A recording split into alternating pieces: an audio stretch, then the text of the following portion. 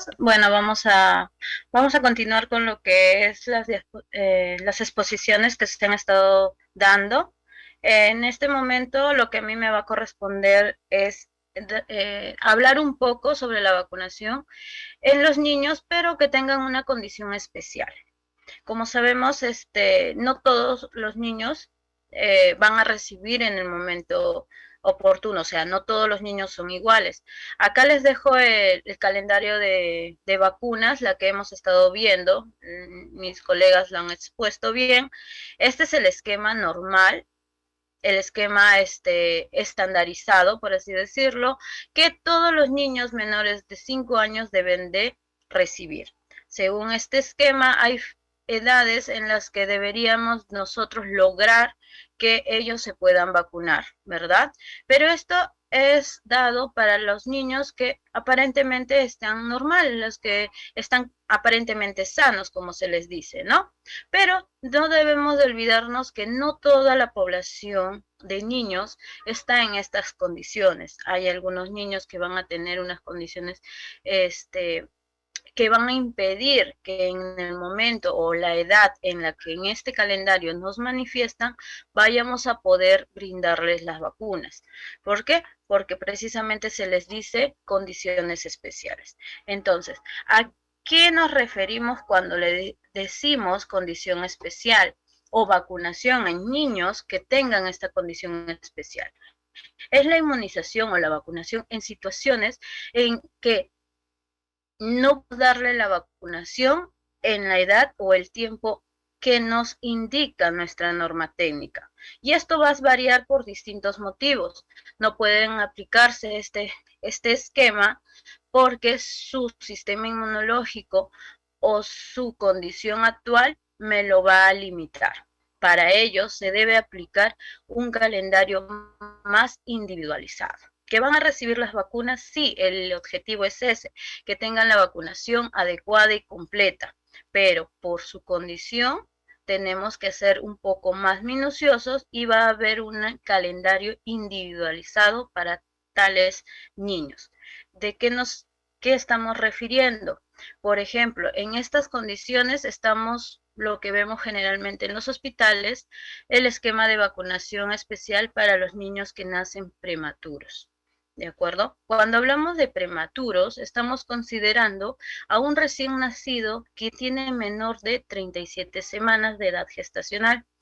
Recuerden que lo normal o la mayoría de recién nacidos, la mayoría es un niño a término, pero hay un porcentaje que no es, si bien es cierto, es un porcentaje pequeño, pero no es que no lo vamos a atender, es que tenemos precisamente ese porcentaje pequeño de niños prematuros, niños que me nacen en esta condición, tenemos que tener ciertos criterios para saber si puedo o no puedo vacunar, si puedo vacunar en el momento en que nace o debo de retrasar su vacunación precisamente por esta condición que tiene.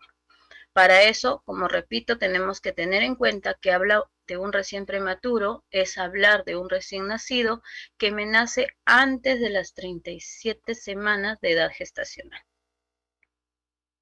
Entonces, acá estamos, les coloqué un esquema para diferenciar en un recién nacido pretérmino, muy pretérmino o pretérminos extremos. Esta condición o esta calificación va a ir variando por las semanas de edad gestacional. Pretérmino es el menor de 37 semanas de edad gestacional.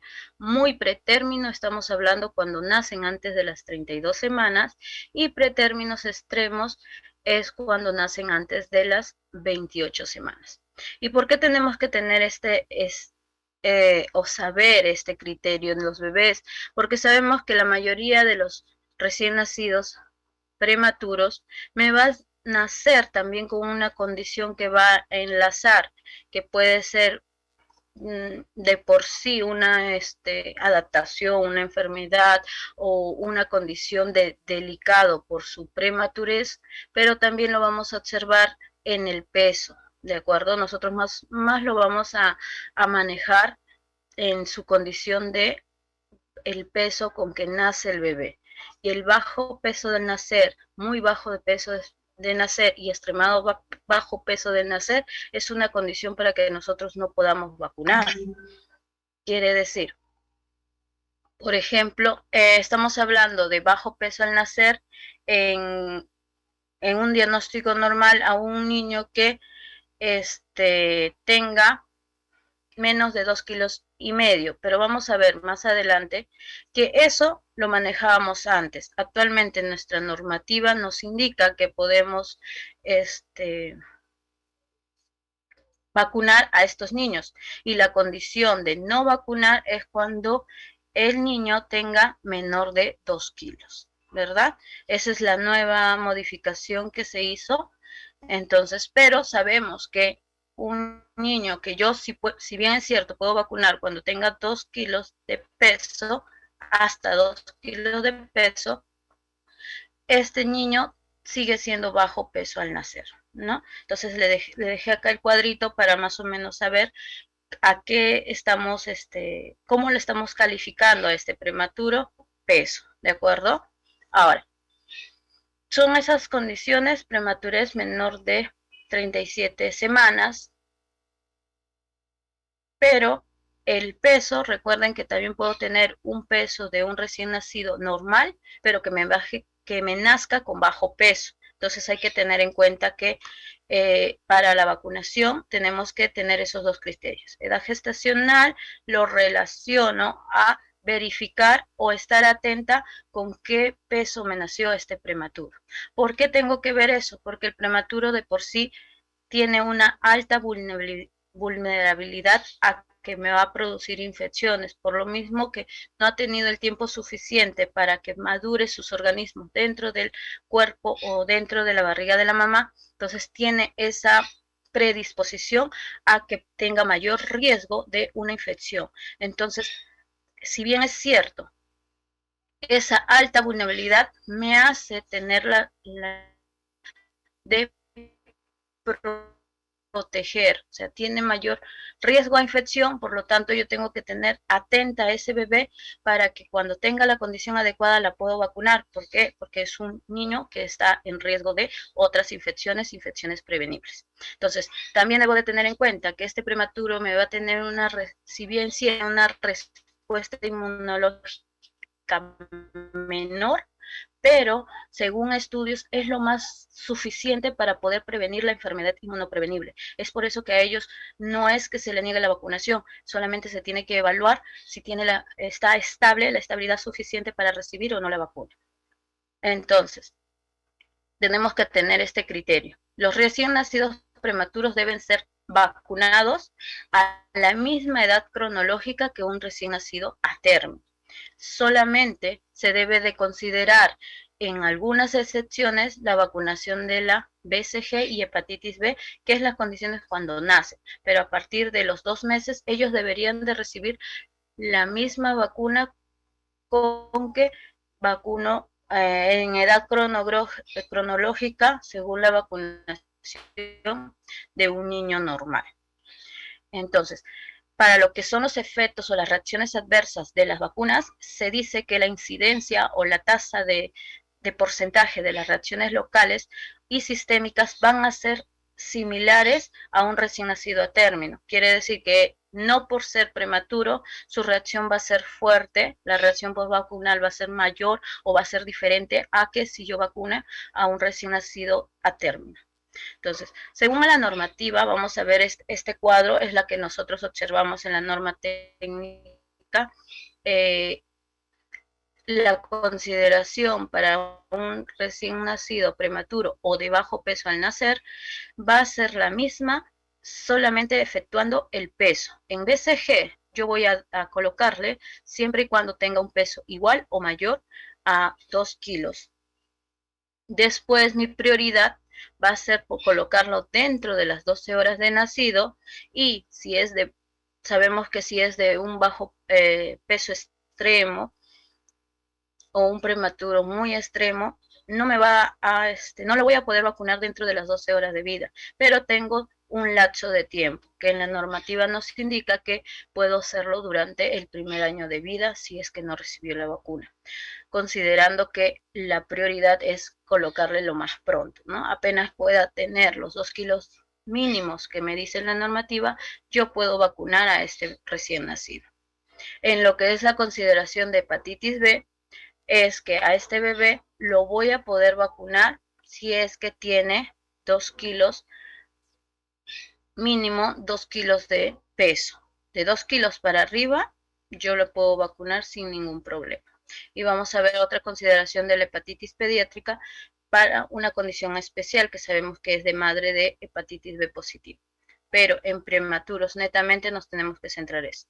Bebé prematuro, si está en condiciones mayor de 2 kilos, yo puedo poner BCG y hepatitis. Las demás vacunas las considero normal según su edad cronológica. ¿De acuerdo?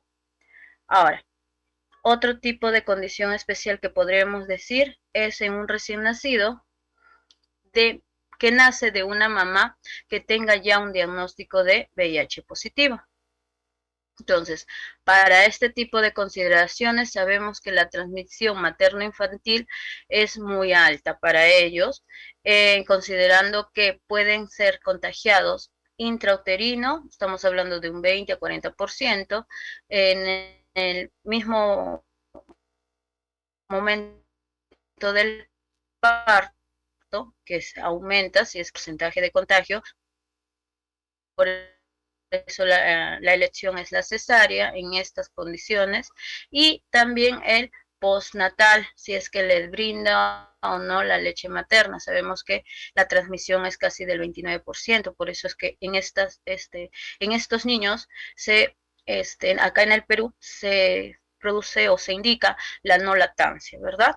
Pero tenemos que considerar estos porcentajes para saber el por qué estamos indicando o no fórmula, por qué estamos indicando un parto y no una cesárea y no un parto natural, porque el riesgo es mayor. Entonces, no todos, todas las mamás están yendo a su control, no todo, a veces hay mamás que llegan al hospital y se les diagnostica en pleno, justo antes de que den a luz. Entonces, todo eso va a influenciar en que el riesgo del recién nacido esté alto en lo que respecta al contagio.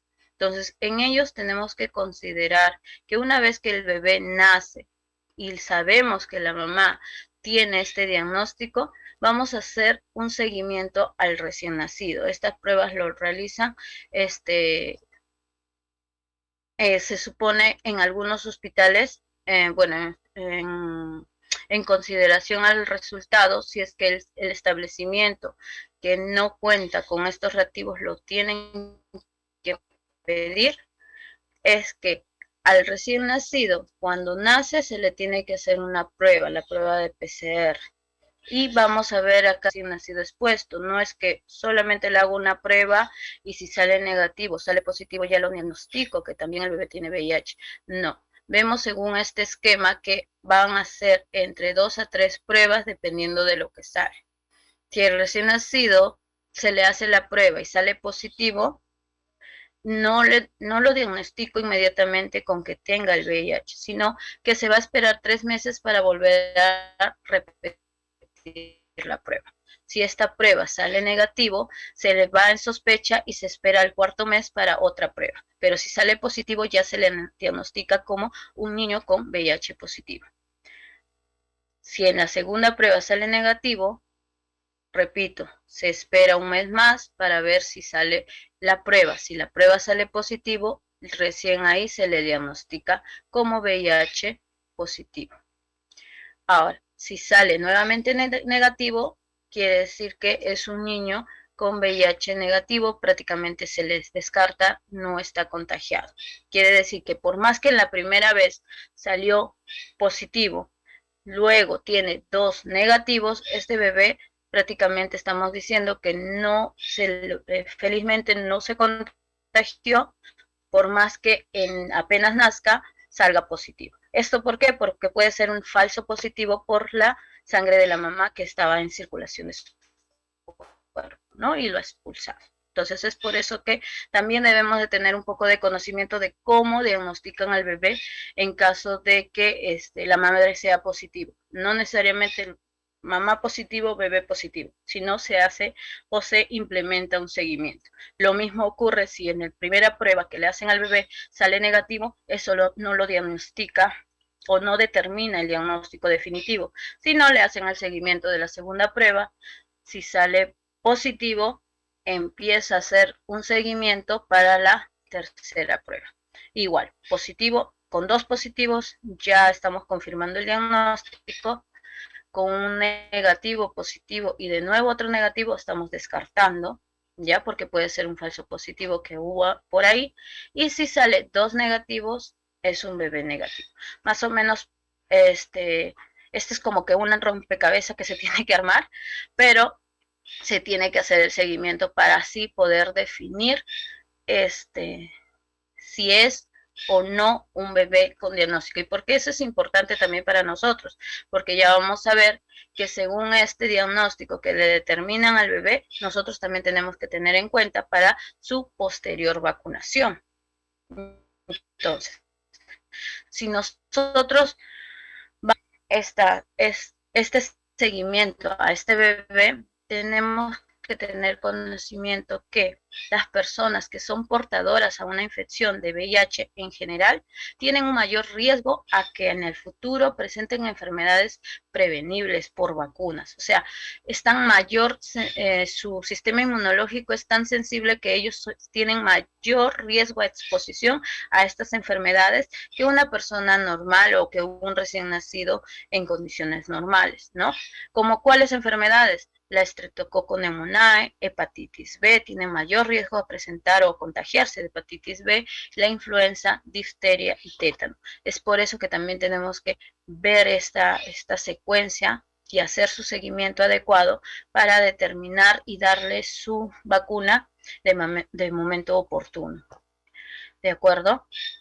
Entonces, la vacunación en pacientes con portadores del VIH, tenemos que, por condición general, tenemos que saber que ellos tienen un inmunocompromiso severo si su CD4 es menor a 200. Quiere decir, su sistema inmunológico está comprometido y ellos lo hacen mediante un seguimiento de su CD4. O sea, ¿cómo voy a saber si esta persona está inmunológicamente adecuada para recibir su vacuna? Es porque esta persona tiene que no solamente recibir su tratamiento antirretrovirales, sino que tiene que haber un seguimiento de controles de su CD4. Y según su CD4 se ve si está inmunocomprometido, si el sistema inmunocomprometido está severo, moderado o prácticamente está leve, no tiene. Y eso se ve con los CD4. Un CD4 menor a 200, inmunocomprometido severo, por lo tanto las vacunas son menos inmunogénicas y no pueden aplicarse. ¿Qué significa menos inmunogénicas? Que no le va a dar reacción, o sea, no lo va a reconocer. Y si esta vacuna es una vacuna de un virus vivo, no lo puedo administrar. ¿Por qué? Porque va a ser más riesgo a que esta vacuna, en vez de protegerle, le haga daño, porque el virus está vivo. Si bien es cierto, su efecto de agresión ha disminuido en ellos por tener su sistema inmunológico muy bajo, puede ser grave. Entonces no se administra, está suspendido para ellos. ¿De acuerdo? Entonces, en un niño con una infección por VIH que tiene que se evidencia signos de inmunosupresión severa, no debe de ser vacunado. Y entre estas vacunas, sobre todo tenemos consideración la BCG. No puedo poner la vacuna de la BCG. Las vacunas de virus vivo atenuado se van a aplicar, pero previa evaluación. Quiere decir, no va a recibir ninguna vacuna que tenga virus vivo atenuado. No, sí se puede, pero tiene que ser una evaluación previa y vamos a verificar el riesgo-beneficio. Ya, considerando eso, el niño y la niña no se encuentren en estadio SIDA, que quiere decir que los CD4 están disminuidos, o con inmunodeficiencia severa se puede vacunar. Por eso dice que tenemos que evaluar el recuento de linfocitarios para esta persona. ¿Y cuándo lo puedo vacunar? Siempre y cuando su CD4 sea mayor de 400. Quiere decir que no esté severo. severo, su sistema inmunológico no esté alterado severamente. Entonces, mayor de 400 voy a poder vacunar, ¿de acuerdo? Y vemos según el esquema. No es que puedo vacunar de todo, no. La vacuna de virus vivo atenuado que le puedo administrar según una evaluación previa de CD4 es la BCG. En un recién nacido la puedo poner según la normativa normal, siempre y cuando una evaluación previa me haga en consideración que su CD4 está mayor de 400. ¿De acuerdo? Y siempre dice previa evaluación riesgo-beneficio, porque el hecho de que tenga CD4 mayor de 400 también no nos va a dar una confianza neta. Siempre tenemos que evaluar a ese bebé, ¿de acuerdo? Ahora, la hepatitis B se le puede aplicar sin ningún problema cuando tenga su calendario, el esquema normal a partir de los 2 meses, ¿qué es lo que voy a tener en consideración? Acá va a haber una variación. Si ustedes ven este cuadro, lo que yo no voy a colocar o lo que voy a variar es a los 6 meses. Si ven en el cuadro donde dice 6 meses, me dice que yo voy a poner pentavalente más antipolio inactivo, la IPV. ¿Qué ponía a los 6 meses?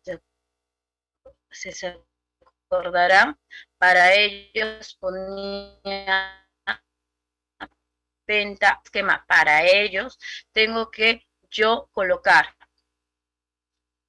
pentavalente IPV y esperarme un mes para colocarle la influenza estacionaria, la primera dosis, al mes la segunda dosis, ¿de acuerdo? ¿Qué otra variedad podemos ver aquí? En lo que es al año 3 meses, donde dice 15 meses, si pueden observar, dice segunda dosis de varicela. ¿Qué vacuna no le estoy colocando aquí? La antiamarílica. Para ellos, la antiamarílica está suspendida, no se le puede administrar por un alto riesgo de que le voy a inmunosuprimir más de lo que ya está. Entonces, la antiamarílica, por ser también un virus vivo atenuado, no se le administra, ¿de acuerdo? En lo que respecta a la APO también está suspendido y pueden observar que yo sí voy a dar un refuerzo, pero los refuerzos ya no van a ser la APO, sino la IPV. Si observan al año 6 meses, a los 18 meses que indica acá, voy a poner el primer refuerzo, pero ya no de APO, sino de IPV, y a los 4 años vuelvo a poner un refuerzo de IPV. Entonces quiere decir que la antipolio oral está suspendida y la antiamarílica está suspendida para estas personas, ¿de acuerdo? O para estos niños. Ahora, en el esquema de vacunación que consideramos a un recién nacido, pero que la mamá tiene o se le ha diagnosticado madre con tuberculosis, vamos a tener ciertos cuidados. También, ¿qué vamos a observar? Que la tuberculosis es una enfermedad infectocontagiosa, eso lo sabemos, que puede que es causada por el Mycobacterium tuberculosis. Sabemos también que esta bacteria puede atacar en cualquier parte del cuerpo, no solamente es en los pulmones, sino también en el cerebro, en la columna vertebral, en otras partes del cuerpo, ¿no? Se enfatiza más en los pulmones, pero sabemos que no es necesariamente el órgano que va a atacar siempre, ¿no? Puede haber, el ataque puede ser en otras partes del cuerpo. Y por qué es importante que nosotros sigamos con la vacuna de la BCG, que sabemos que es lo que nos va a proteger de la tuberculosis más severa, es porque en nuestro Perú nosotros tenemos alta tasa de incidencias precisamente de tuberculosis. Al tener alta tasa de incidencias, el riesgo para nosotros hoy para nuestros niños es mayor. Entonces, con esos criterios tenemos que evaluar y hacer el monitoreo de nuestro bebé. Y recordar que el monitoreo no solamente es cuando el bebé nace, también es en conjunto de lo que se hizo y saber qué se hizo durante el embarazo, ya que una tuberculosis no tratada de la madre durante el embarazo me va a constituir un mayor riesgo en el bebé. Es un riesgo mucho mayor que el que reciba el tratamiento. Muchas veces o muchas mamás tienen miedo. ¿Por qué? porque durante el tratamiento le dan bastantes pastillas. Sabemos que son prácticamente un cóctel de medicamentos que se le va a estar dando a la mamá. Pero tenemos que sensibilizar a la mamá y decirle que el riesgo a que no tome los medicamentos es mucho mayor a que si lo tomara. ¿Por qué? Porque los medicamentos de primera línea que se pueden o que se usan para prevenir o tratar la tuberculosis pueden ser bien utilizados durante el embarazo. No va a haber ningún riesgo durante la formación del bebé, durante el embarazo propio, no hay alteración. Entonces, eso tenemos que sensibilizar a la mamá y indicar que el tratamiento debe de iniciar apenas se le diagnostique a la madre. O sea, no es que voy a esperar a que la mamá tenga tantos meses de embarazo para yo iniciar el tratamiento antituberculoso. No, es apenas se diagnostica a la mamá que tiene tuberculosis, se le debe de iniciar inmediatamente su tratamiento. ¿Ya? Entonces, la tuberculosis pulmonar, si está activa en la mujer gestante, el tratamiento no se ha asociado con malformaciones congénitas, pero sí con un riesgo, si es que no se da un tratamiento adecuado a la mamá, se ha evidenciado que hay mayor riesgo de un parto prematuro, un retardo en el crecimiento intrauterino, bajo peso al nacer, por ende va a haber una mayor mortalidad perinatal y también hay un riesgo de que el bebé me haga complicaciones previamente a todos estos esquemas, ¿no? Y una tuberculosis extrapulmonar diferente a la ganglionar se asocia mucho a un Apgar bajo y bajo peso al nacer. Quiere decir que si la mamá tiene una tuberculosis extrapulmonar, o sea, le diagnostican tuberculosis extrapulmonar, el bebé puede nacer con un Apgar muy bajo o bajo peso al nacer. Entonces, eso es lo que tenemos que enfatizar, que mayor riesgo tiene el bebé si es que la mamá no da un tratamiento adecuado. ¿De acuerdo? Entonces, ¿qué es lo que debemos de hacer o qué criterios debemos de tomar? No solamente, como les menciono, no solamente es vacunar, sino es dar un tratamiento íntegro y saber de qué estamos hablando y qué es lo que podemos mejorar para el bienestar del bebé y de la mamá. Entonces tenemos que saber que un tratamiento oportuno y apropiado es el mejor método para prevenir que la transmisión se dé de madre a hijo. Tratamiento oportuno y apropiado para iniciar tratamiento apenas se le diagnostique a esta gestante con tuberculosis. Y todos los medicamentos que actualmente se utilizan para la tuberculosis son compatibles con la lactancia. Quiere decir que si la mamá tiene el tratamiento, ya dio a luz, ¿puede dar de lactar? Sí, puede dar de lactar, no va a haber ninguna complicación en eso, ¿de acuerdo? Siempre y cuando, bueno, enfatizar que en el momento de la lactancia tiene que tener las medidas de protección, ¿no? Que es la mascarilla para evitar contagiar durante la lactancia al bebé. Si la mamá tiene un control de esputo positivo, en iniciar quimioprofilaxis al bebé por 6 meses. Luego se va a vacunar. Entonces eso también tenemos que entender. Si la mamá entra cuando no tiene tratamiento o no se le diagnosticó oportunamente o la mamá se negó a iniciar el tratamiento, no dio un tratamiento adecuado, se le hace su prueba de esputo, sale positivo, al bebé tenemos que iniciarle una quimioprofilaxis por 6 meses y recién ahí se va a poder vacunar o colocar la vacuna de la BCG, ¿de acuerdo? Entonces, seguimos con el esquema, siempre y cuando tenga contacto en el esquema de una mamá con tuberculosis, vemos en el esquema propio de la normativa que hay una parte donde dice que nosotros podemos vacunarle de 1 a 5 años previo descarte de infección de tuberculosis. Ese es en caso de que cuando nació no le pusimos la vacuna de la BCG, ¿ya? Y si tiene contacto de tuberculosis pulmonar, se le va a colocar previo profilaxis con isoniazida según la normativa que se encuentra vigente para el tratamiento de personas con tuberculosis, ¿de acuerdo?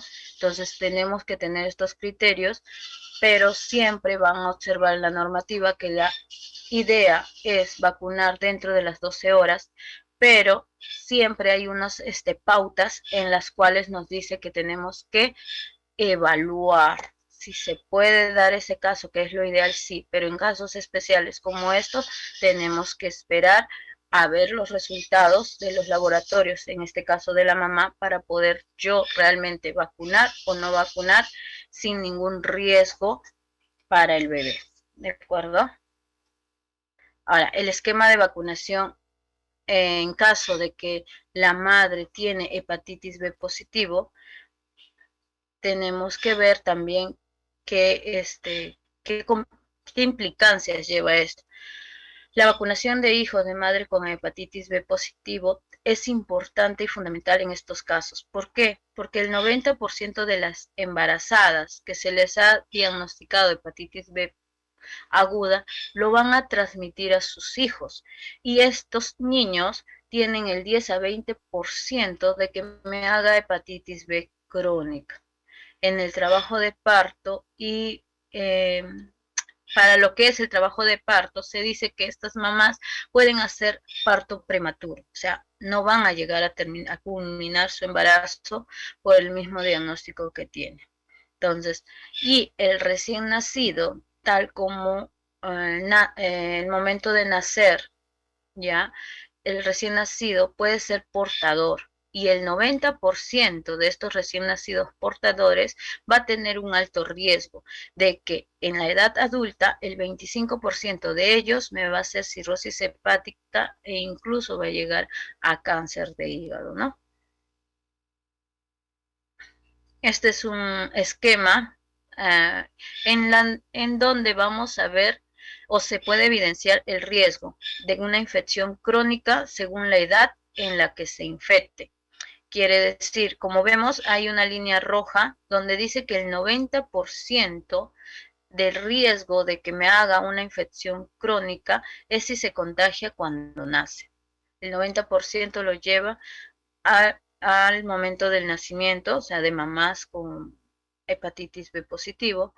Si se contagian cuando tienen 7, 12 meses de nacido, el 25 a 50% lo va a presentar cuando tengas 1 a 5 años, ya una infección crónica, y en el adulto va a ser del 5%.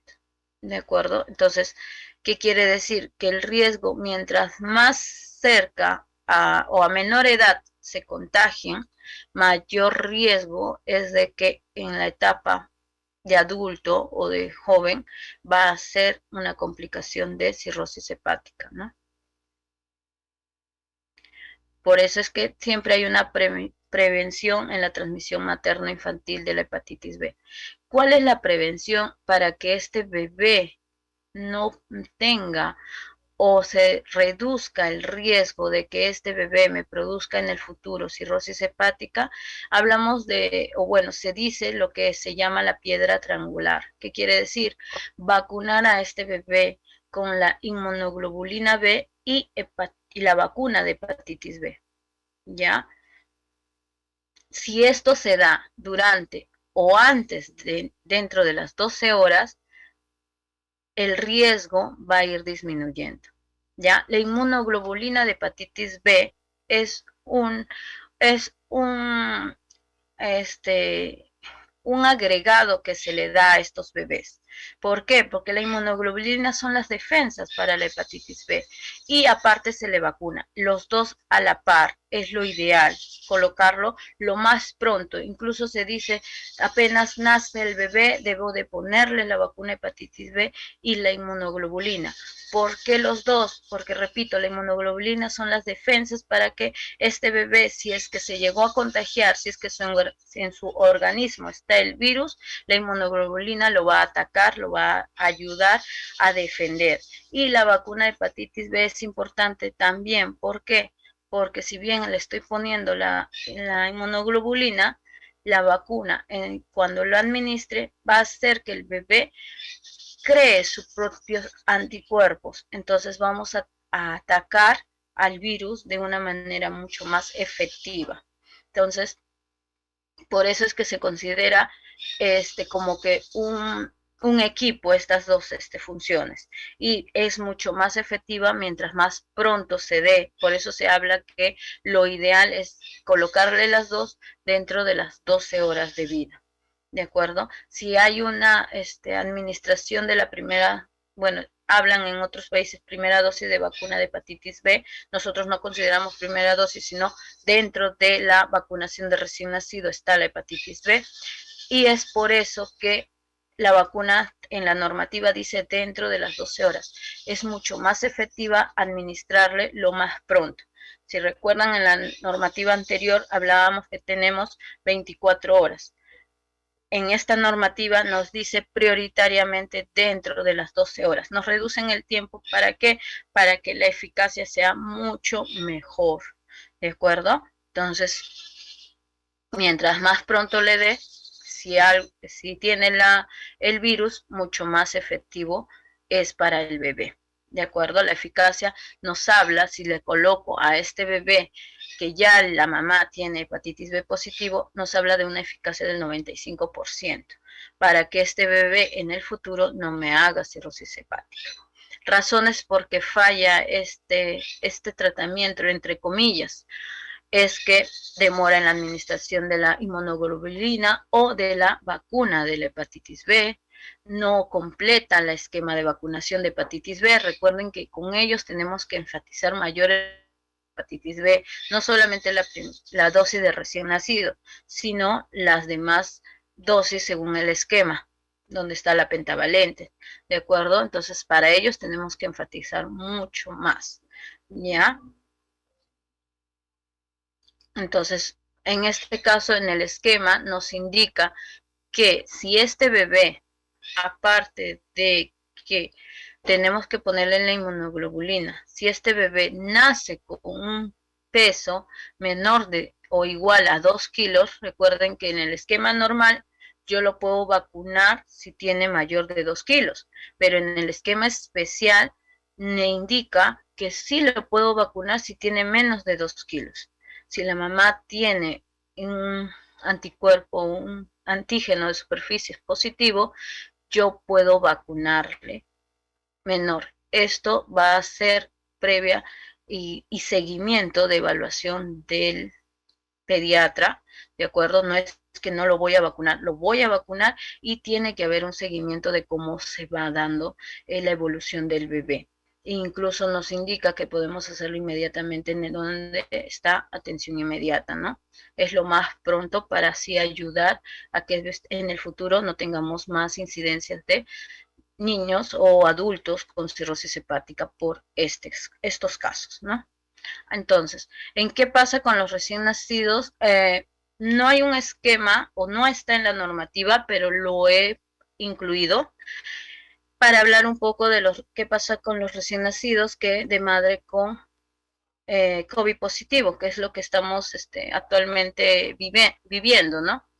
No está en la normativa, pero vemos que desde el año pasado se han estado viniendo los casos, se ha estado evaluando si a estos niños se les puede vacunar. Recuerden, si hacemos memoria, en un primer momento dijeron no vacunar, luego dijeron se vacuna después de los 14 días, pero la última consideración que tenemos es que puedo vacunar al bebé, sí, sí lo puedo vacunar si es que este bebé está asintomático. Quiere decir, si el bebé está estable, no hay ningún problema, no lo voy a suspender. Lo procedo a vacunar con hepatitis B y BCG según la consideración normal. Si el niño o el recién nacido presenta síntomas, proceder a la vacunación antes del alta. O sea, puedo esperar y vacunar antes de que se vaya de alta, ¿no? Esto es, repito, no está dentro de la normativa, pero sí es una de las consideraciones que se están colocando para nosotros tener, porque como con esta pandemia todo hubo un revuelo entre la vacunación de recién nacido para este tipo de casos, ¿no? Si la mamá es sospechosa, solamente es sospechosa, se puede vacunar al bebé. Repito, si está estable, se le puede vacunar según la normativa sin ningún problema. ¿De acuerdo? Cuando la madre es positiva a hepatitis B y tiene COVID, se puede vacunar al bebé si está dentro de los parámetros, está estable, sí lo puedo poner las dos vacunas. Si no, la prioridad es colocarle la hepatitis B por los parámetros que le mencioné. Mamá, hepatitis B positiva, mayor énfasis en poner lo más pronto posible la vacuna de hepatitis B, si es mejor dentro de las 12 horas de vida. ¿De acuerdo? Entonces, también debemos de ver que hay niños que ya en nuestro Perú tienen comorbilidad, entonces ellos no se van de que no tengamos niños con comorbilidad. Hay niños que ya sufren de comorbilidad. ¿Y qué es comorbilidad? Es la ocurrencia simultánea de dos o más enfermedades en una misma persona. ¿De acuerdo? Entonces tienen enfermedades, dos o más enfermedades un bebé o un niño, estamos hablando de este término, comorbilidad. ¿De acuerdo? También es conocida como morbilidad asociada, o sea, varias enfermedades en una misma persona. Puede ocurrir al mismo tiempo o puede ser que una enfermedad que tiene o que prevalezca en esta persona o en este niño va a desencadenar otras enfermedades. Por lo tanto, que va a tener varias enfermedades, ya sea de diferente asociación o que uno desencadene al otro, para yo decir que es una persona con comorbilidad. ¿Y a qué estamos hablando? ¿Qué enfermedades estamos indicando? Pueden ser múltiples enfermedades. No solamente en el adulto se ve esto, hipertensión, obesidad, diabetes. Tenemos niños que tienen estas enfermedades a muy temprana edad. ¿De acuerdo? Entonces, por eso es que también lo he considerado que también es una condición especial que debemos de hacer énfasis en la vacunación de estos niños. Entonces, todo niño que tenga un diagnóstico de comorbilidad, ya sea asma, ya sea diabetes o cualquier otro tipo de enfermedad, tenemos que tener esta consideración, que de 2 a 4 años tengo que administrarle la vacuna neumococo, indicando y evaluando si en el esquema de vacunación no lo contiene. Recuerden que nosotros, según esquema, tenemos que tratar de que este bebé sea vacunado contra la neumococo. Pero si hay una comorbilidad y hay una evaluación que necesita o que no le pusimos la neumococo y por la comorbilidad le tengo que administrar. Entonces eso tenemos que tener muy en cuenta para la evaluación de nuestros niños. ¿De acuerdo? Está en el esquema de vacunación. También está en la normativa, y acá lo he resaltado, que la vacunación de nuestros niños es a partir de la influenza, a partir de los 6 meses hasta menores de 5 años, se dice que tenemos que administrar la influenza pediátrica hasta los 2 años, a los 3 años tengo que vacunar con influenza adulto. ¿Qué pasa? Que tengo que vacunar a todos los niños, pero prioritariamente a aquellos niños que tengan riesgo de enfermedades, comorbilidad. Acá nos hablan de ciertas enfermedades como enfermedades cardiovasculares, respiratorias, renales, diabetes, obesos, ¿ya? Obesos mórbidos, porque también hay niños lastimosamente que sufren de cáncer, inmunosuficiencia, o sea, a estos niños los tengo que enfocar y priorizar. O sea, la vacunación está dentro de la normativa para todos, pero prioritariamente hacer seguimiento a estos casos. ¿Por qué? Porque precisamente al tener ya enfermedades dentro de su organismo, tener dos, tres enfermedades que van enlazado en su organismo, estas personas son las que mayor riesgo tienen en producirme enfermedades prevenibles como la influenza. ¿De acuerdo? Entonces, siempre enfatizando eso, que tenemos que dar prioridad a ciertos criterios. Entonces, también estoy colocando a los niños inmunocomprometidos, ¿de acuerdo? No solamente hablamos de los que tienen o son portadores del virus de VIH, ¿ya? Sino también hay niños que son esplegnotizados, niños que tienen o se les diagnostica a temprana edad el cáncer o que sufren de trasplante de algún órgano o están en tratamiento de hemodiálisis. Como repito, son grupos pequeños, pero existen y a ellos también tenemos que darle prioridad y enfatizar su esquema de vacunación. Recordar que aunque tengan estas enfermedades, ellos necesitan la vacunación, incluso porque por su misma enfermedad tienen alta porcentaje de que padezcan de estas enfermedades inmunoprevenibles y enfatizar que las vacunas son eficaces y seguras. Son las contraindicaciones van a variar solamente en ciertos casos y por el grado de inmunosupresión que tenga la persona. Si el niño no está inmunocomprometido, no tenga inmunosupresión, yo puedo vacunarle sin ningún problema. No voy a tener ese problema, no voy a tener ese temor. En general, todo niño que tenga algún compromiso, su sistema inmunológico esté comprometido, yo tengo que vacunar a todas las personas que estén a su alrededor.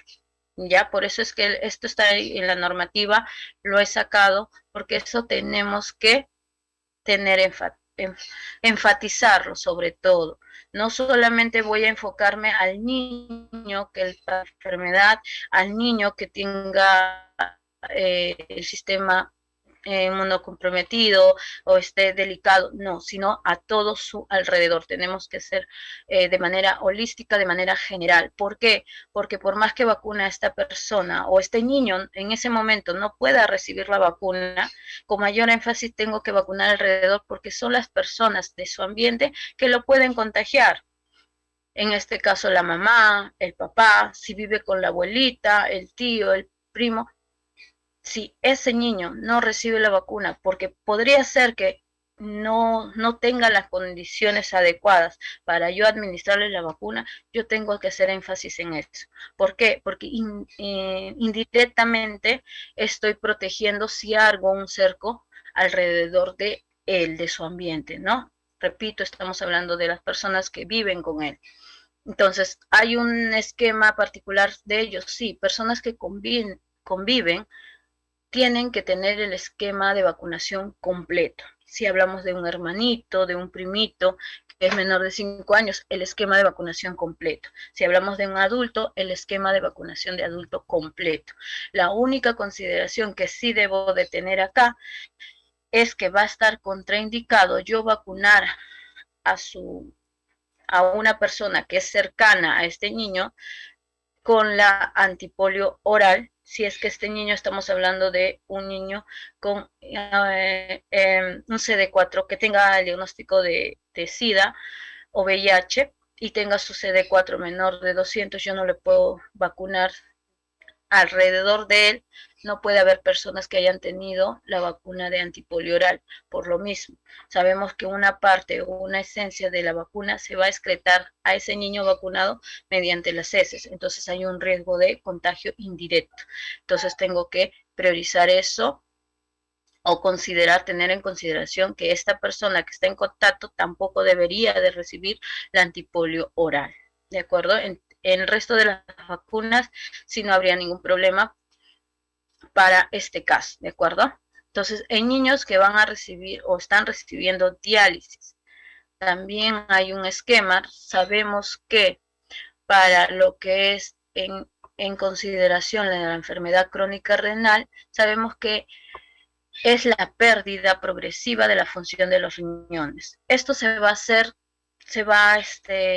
ver comprometido porque el riñón van a perder la capacidad de filtrar sangre y eso va a ocasionar la retención de productos de desechos en el cuerpo y alteración en el funcionamiento de todo el organismo de la persona.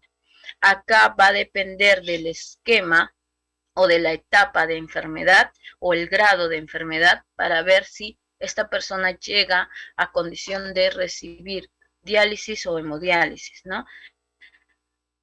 Sabemos, bueno, en este cuadro coloqué que en esa etapa estamos hablando de la etapa o grado 3, 4 y 5, perdón, grado 4 o 5 en la que ya estamos hablando que es un niño que está recibiendo diálisis o está en hemodiálisis, ¿no? Entonces, sabemos que los pacientes que tienen cirrosis o cualquier otro tipo de enfermedad hepática o crónica va a tener una mayor susceptibilidad, ¿ya? Va a tener también que considerarse un esquema de infección, un riesgo de susceptibilidad para infecciones, personas que tienen o que tienen, realizan el procedimiento de diálisis, su sistema de inmunológico van a estar débiles, van a estar disminuidos y lo que va a ser difíciles para ellos es que controlar cualquier infección de su ambiente. Tienen mayor riesgo a infección, mayor probabilidad de que esta infección llegue a ser grave. Entonces, por eso también es que se considera un esquema de vacunación para ellos. En la actualidad se propone la vacunación antes del ingreso a la diálisis para que tenga el tiempo suficiente para que la vacuna haga efecto en su organismo y su organismo pueda tener o procesar la vacuna para tener los anticuerpos suficientes. ¿Ya? La tasa o de el porcentaje de vacunación o de efectividad de la vacuna va a disminuir en estos tipos de pacientes que tienen insuficiencia renal crónica y están en procedimiento de diálisis, pero eso no indica de que no se le puede vacunar. Es más, por el efecto o la baja respuesta inmunológica, a ellos incluso es necesario colocarle doble dosis de la. ¿Qué quiere decir? Que a ellos con una sola dosis que yo le pongo a una persona aparentemente sana, para ellos va a ser insuficiente, por lo cual en la normativa vamos a ver este esquema, pacientes que reciben, o este cuadro, ¿no?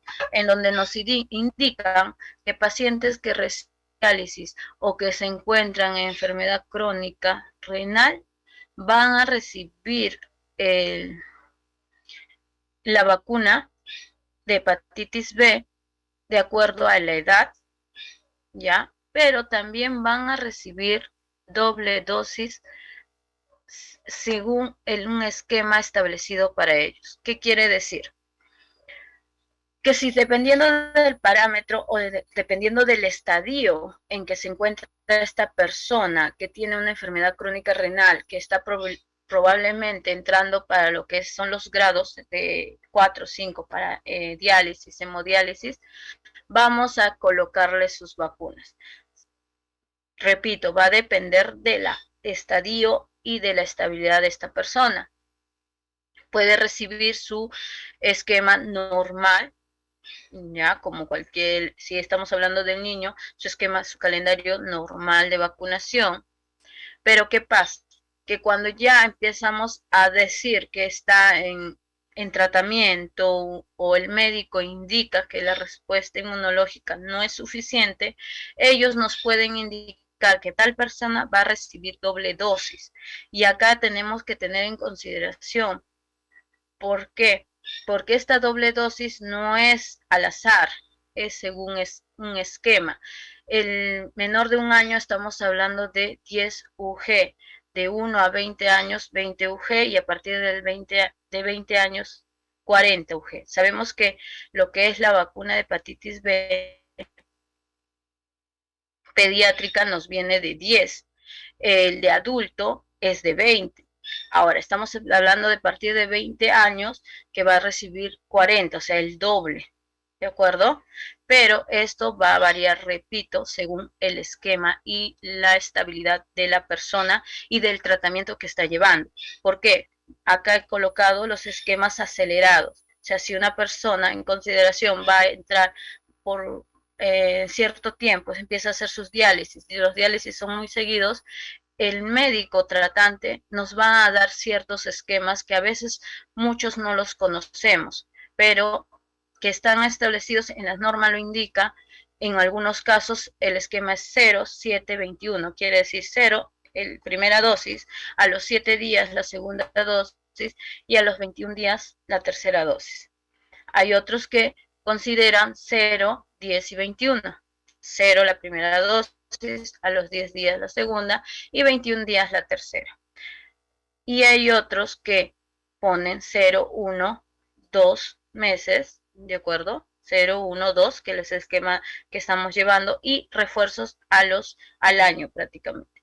Esto va a variar, por eso es que muchas personas que tengan esta enfermedad van a ir a los centros de vacunación con su receta.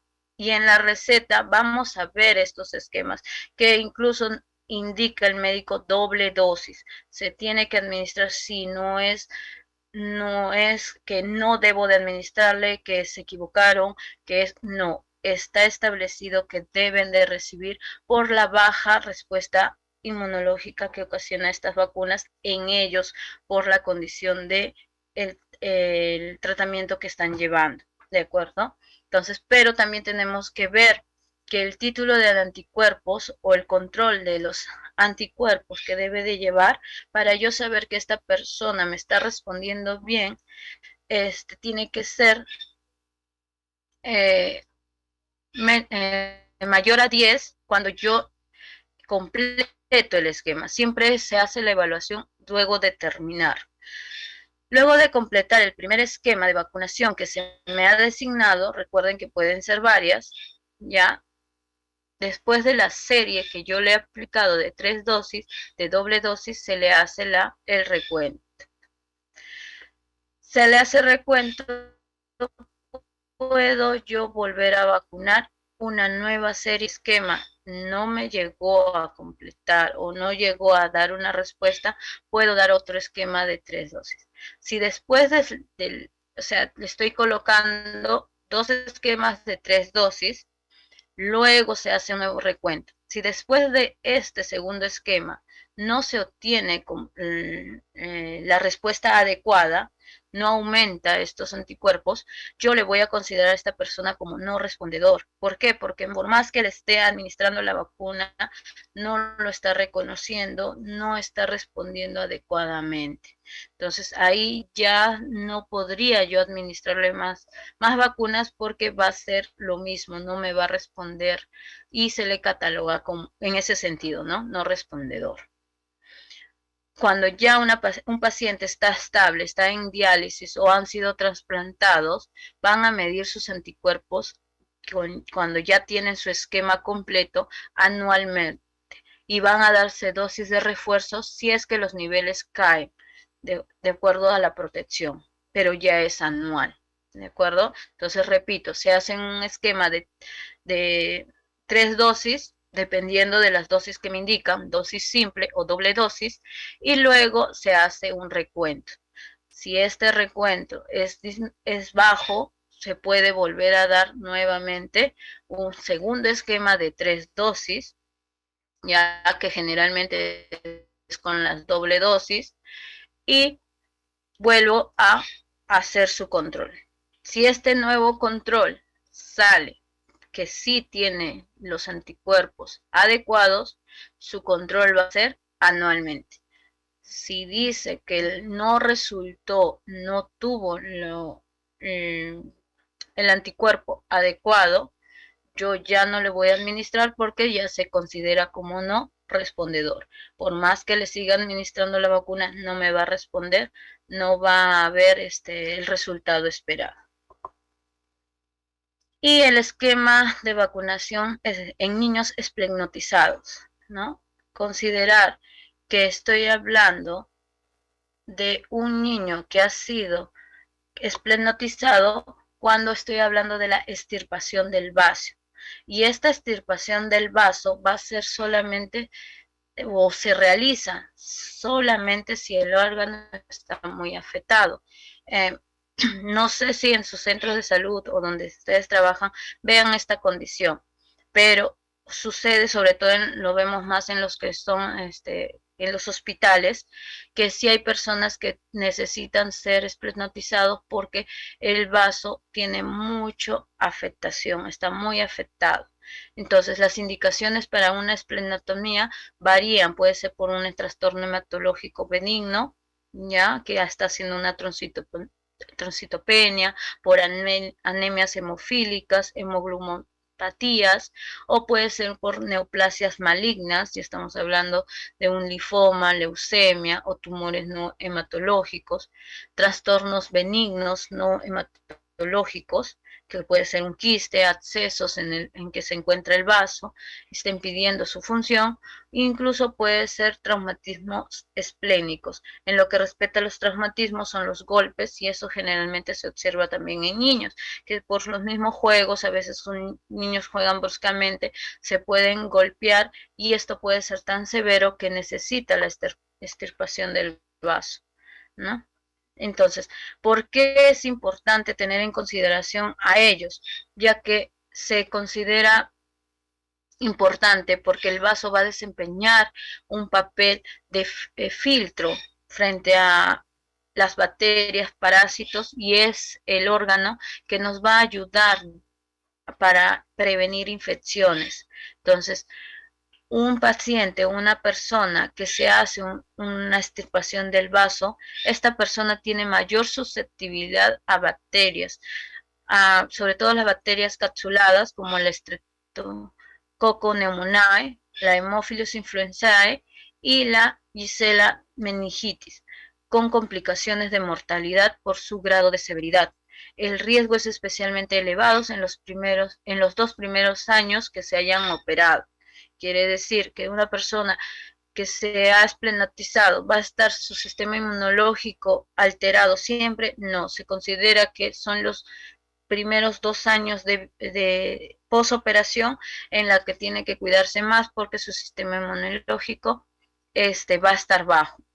¿Va a continuar su sistema bajo? Sí, pero el riesgo mayor es en sus 2 primeros años posoperado. Y y es considerado uno de los riesgos, por lo tanto se tiene que vacunar también a este tipo de pacientes. El riesgo de desarrollar infección grave es elevado, sobre todo si es que estamos realizando una esplenotomía a un niño menor de 5 años. Entonces, la vacunación precoz, apenas se diagnostica, va a ser mucho mejor el, la consideración de proteger a este niño. No existe contraindicaciones en cuanto a las vacunaciones que deba de recibir, pero si es posible, y estoy hablando de una esplenotomía que va a ser programada, se debería de administrar las vacunas al menos 2 semanas antes de la intervención. Es lo que se considera mayor efectividad. ¿Por qué? Porque el cuerpo así va a tener el tiempo suficiente para desarrollar los anticuerpos necesarios. ¿De acuerdo? Entonces, una esplenotomía programada debería de vacunarse 2 semanas antes de la cirugía, es lo mínimo.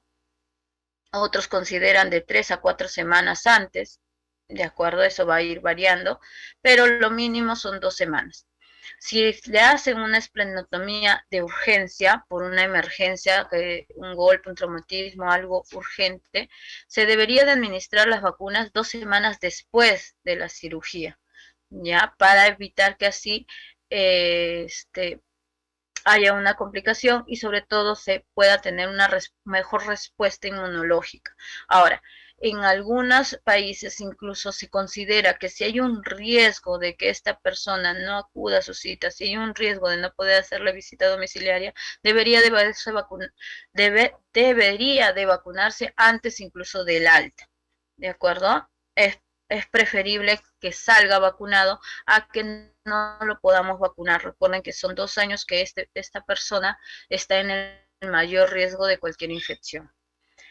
¿Ya? La esplenotomía o aplenia funcional, o sea que el vaso no funciona adecuadamente en los enfermos inmunosuprimidos, deben de vacunarse antes del tratamiento inmunosupresor. O sea, si tiene un tratamiento que va a afectar al vaso, que es una secuela por el tratamiento que va a usar, a estas personas deberíamos de vacunarle antes de que inicie su tratamiento. También se indica 2 semanas antes como mínimo, antes de iniciar el tratamiento, que sabemos que va a afectar al vaso y vamos a hacer una esplenectomía por tratamiento, deberíamos de vacunarle a ambos.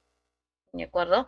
Y la vacunación de niños con cáncer está relativamente relacionado para prevenir problemas infecciosos. Sabemos que el tratamiento con personas con cáncer van a hacer que su sistema inmunológico disminuya, va a requerir cuidados especiales y sabemos que los niños, la tercera parte con niños con neoplasias hematológicas o tumores sólidos presentan periodos de fiebre y neutropenia, por lo que deben de ser consideradas antes de reiniciar su esquema de vacunación. ¿Qué quiere decir?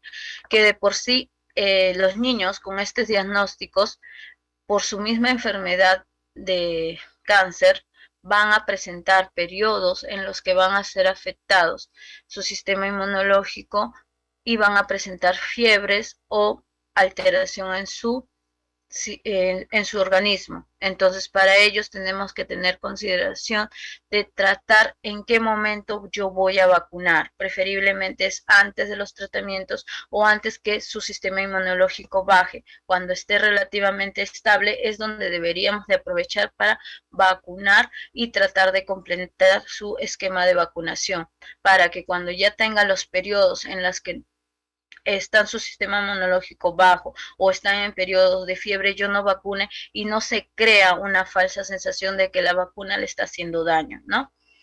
Y también considerar con los familiares o personas cercanas, igual como habíamos mencionado, personas que conviven con personas que tengan su sistema inmunológico comprometido, deben de vacunarse.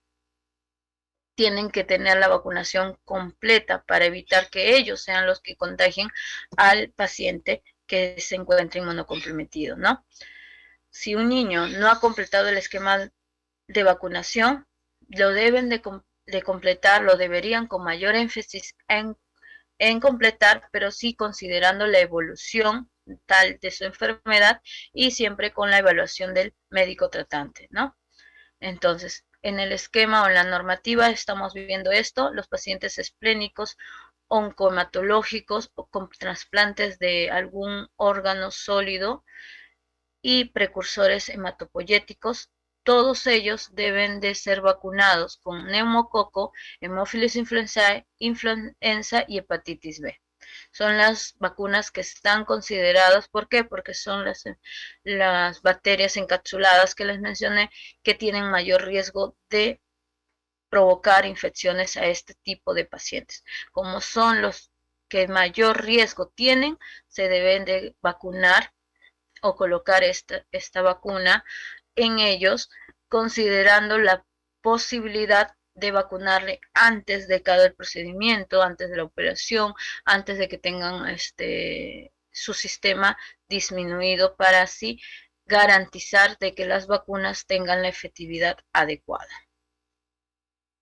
Bueno, traté de hacerlo lo más, tratar de englobar todo, no sé si se me entendió bien, si hay alguna pregunta.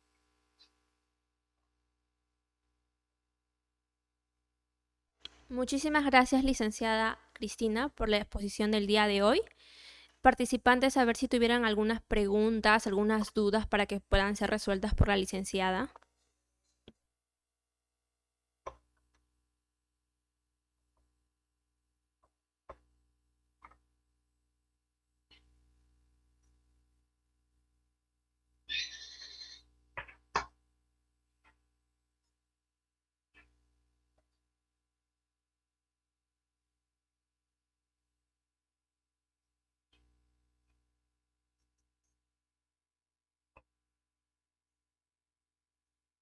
La pregunta de Liz Felices dice, en caso fuera un parto domiciliario, ¿también se aplica la inmunoglobulina, además de la HVB?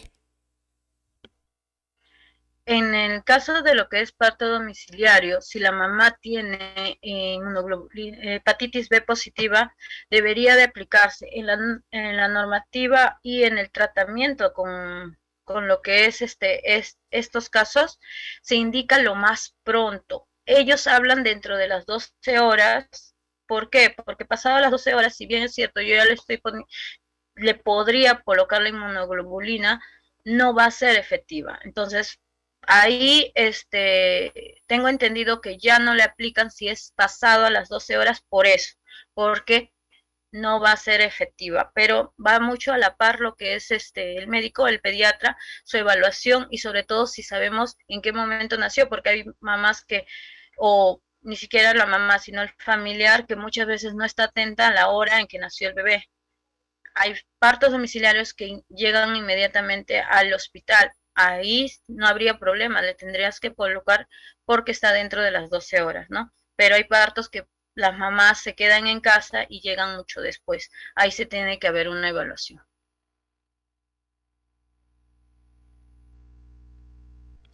Muchísimas gracias por la respuesta, licenciada.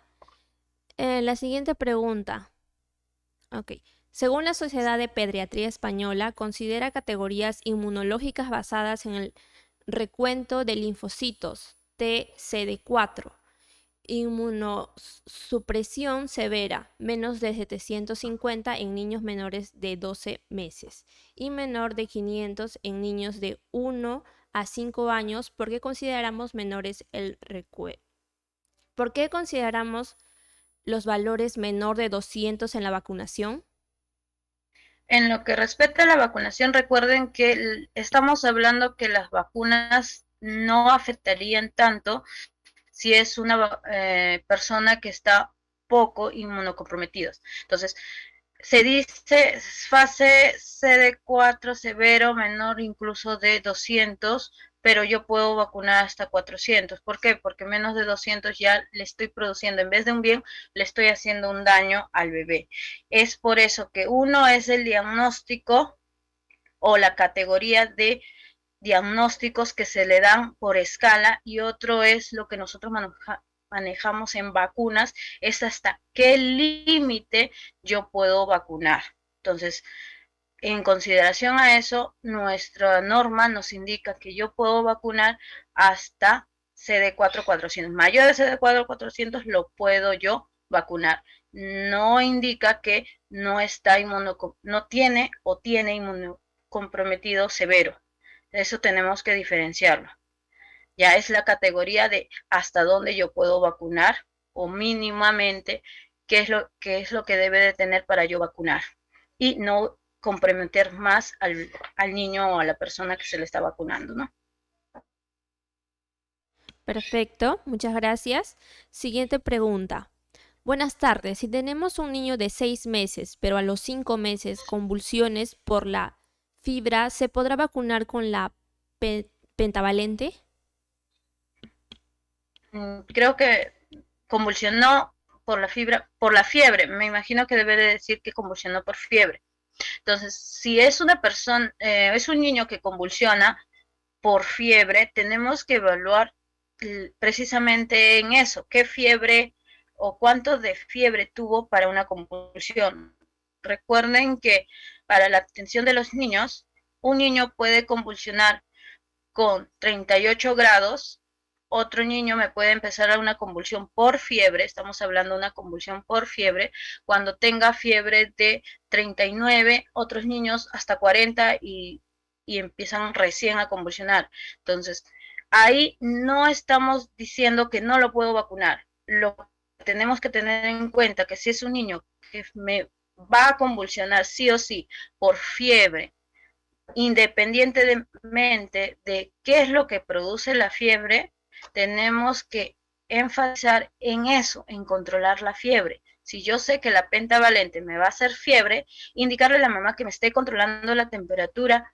Si antes le decía, antes la mamá le controlaba, me decía, no señorita, yo lo controlo cada 3 horas, cada 4 horas, enfatizar que no debe de esperar, tiene que ser cada 2 horas, cada hora inclusive, pero estar seguros que ese bebé no me está haciendo fiebre. Ahora, Si tengo el antecedente, si sé que el bebé me convulsionó cuando tenía 39 grados, yo le voy a indicar a la mamá que no debo de descuidar ese sentido, que tengo que bajar la fiebre y que la fiebre no me debe llegar a 38 o 38,5, dependiendo de la cantidad, porque se ha visto casos en que con 38 hay niños que ya hacen fiebre, ya convulsionan, perdón, ya, entonces, si tengo el antecedente de con cuántos grados convulsionó y si es seguido con esos grados, porque hay niños que sí hacen periodos seguidos de que ya con 38 yo sé que me va a convulsionar, ahí tengo que evitar que suba la temperatura. O sea, que más que no poner la vacuna, yo le colocaría, pero educaría y concientizaría a la mamá en el control minucioso de la temperatura, para que la mamá no tenga miedo y pueda llegar a vacunar completamente, ¿no? Su esquema normal.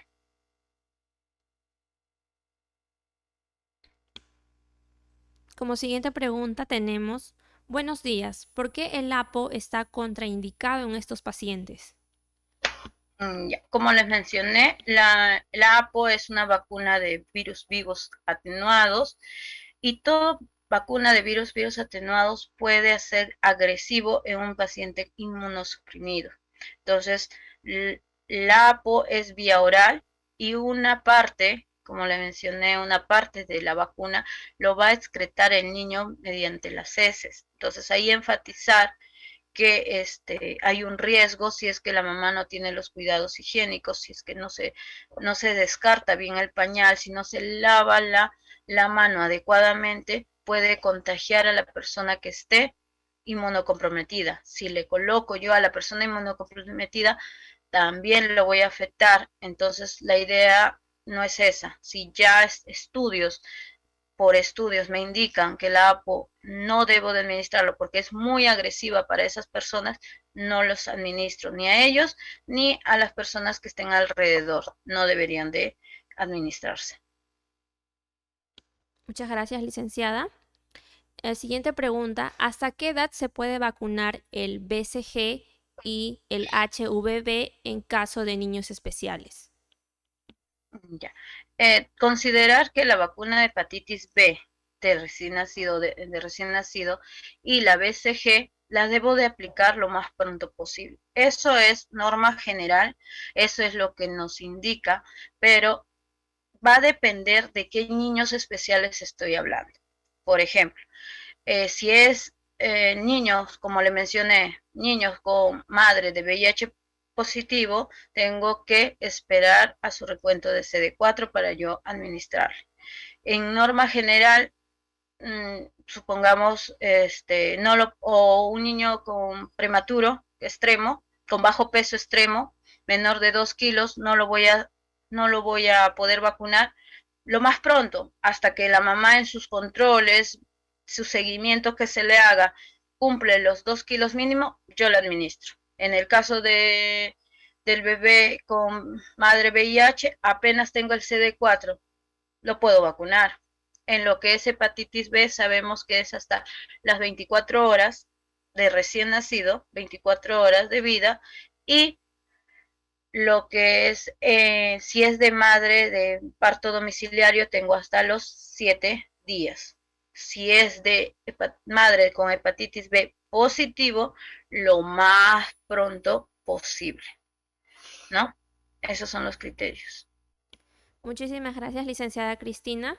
Bueno, a continuación, si hay algunas preguntas que faltan responder, por motivo de tiempo las vamos a responder después o tal vez mediante correo les pasaremos las respuestas.